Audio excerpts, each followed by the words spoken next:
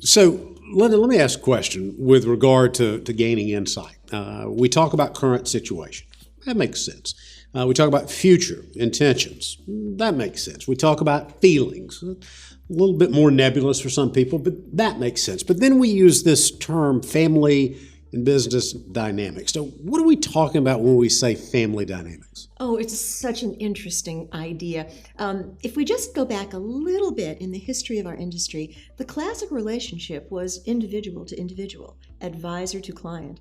And with many of the advisors in the firms that we deal with, there is still a sort of classic client who's a male somewhere between 55 and 65, and they have a one-on-one relationship. There are, as we move forward, some dangers and some missed opportunities if that's what we look at.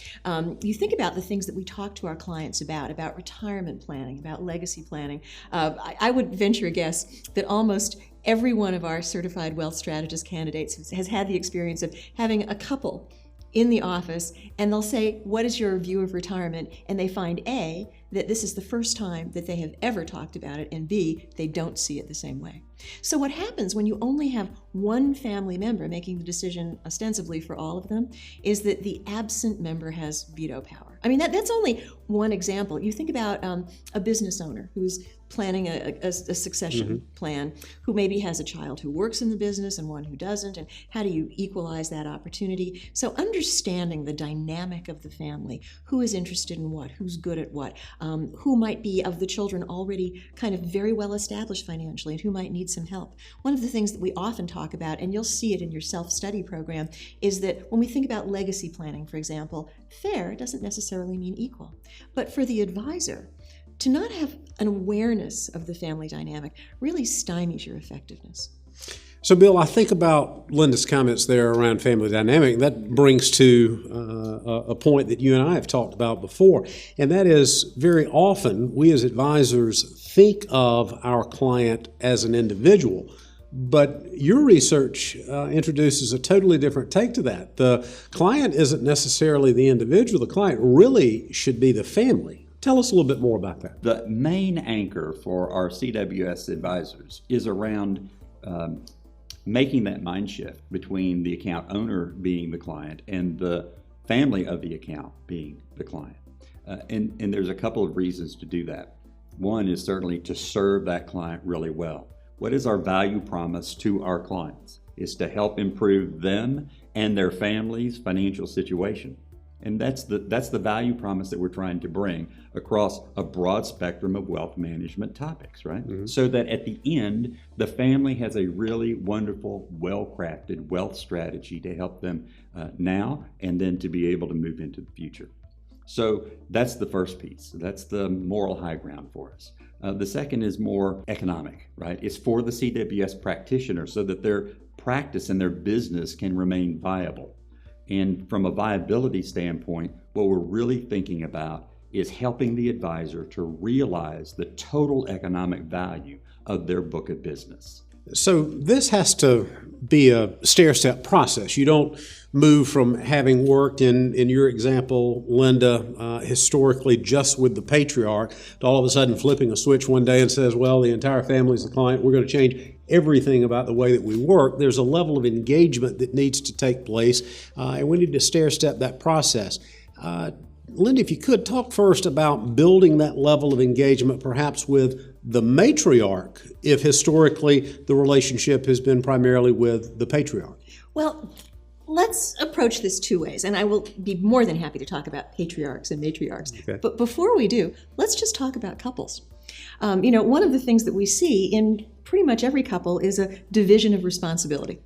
And at some point in many households, it becomes one person, not necessarily the man. And if you think about same-sex couples, there's somebody who is going to take the helm financially. Right. And what often happens, we think about our mindset. Think about the client mindset. Okay, you're going to handle that part, so I don't need to go to that meeting. And I can just, trust you and wash my hands of it, unless I hear something I don't like, which is, again, my ability to apply veto power. But if you think about this division of responsibility, one of the things that so frequently happens when we invite the other member of a couple into these meetings is that the person that we primarily deal with say, oh, well, she's not interested.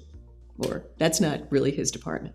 One of the things that I like to do in a situation like this is just to paint a little scenario. Phil, if you were no longer, for whatever reason, able to handle your financial affairs, how prepared would Susan be to take the helm? And, you know, if the answer is 100%, well, then you've got a very, very easy answer. Then why has she never spoken to me? And now we've got the ball rolling. More frequently, they'll say, well, this person isn't interested. And I have to say that we as an industry have to take some responsibility for the she's not interested or he's not interested, because there are truly millions of people who are not interested in alpha, who are not interested in Monte Carlo, who are not even interested in beating the market, but are passionately interested in, will they outlive their retirement money? Will their children be educated? Will their children be able to get through college and maybe graduate school without being burdened with debt? Will the charitable organizations that they are passionate about continue to be funded? So we have to extend the invitation, give the reason, and then make sure that when that person who is maybe not the prime mover is actually sitting in front of us or on the phone with us, that we are speaking their language. Now, specific to matriarchs, modern neuroscience has told us, drum roll here, that male and female brains are somewhat different. And we do find, and now let me do a little political disclaimer here. One of the things I often talk about when I'm teaching live programs is, think about this. It is generally accepted that men have broader shoulders than women. Does your life experience and observation support that? Sure. Does every man you know have broader shoulders than every woman you know? Of course not. So we always have to go back to the first rule of our industry, which is know your client. But that having been said, there are generalities that are important enough, I think, for advisors to absolutely be aware of and to tap into. So, for example, we know that because of the structure of the brain, women often have a much easier time verbalizing emotion than men do. And as we've said many times, these financial decisions come from an emotional place. So it's important to embrace both members of a couple when you're dealing with them, to certainly hit on the factual, hit on the emotional. We also find that, we see this with every couple, people communicate differently. There's usually one dominant communicator, and it's so easy for an advisor to just end up talking to that person. Right. And so it has to be a skill that we develop and practice. I say that a lot, don't I? Practice, making sure that you're making eye contact and that you're making verbal contact with both members of any couple.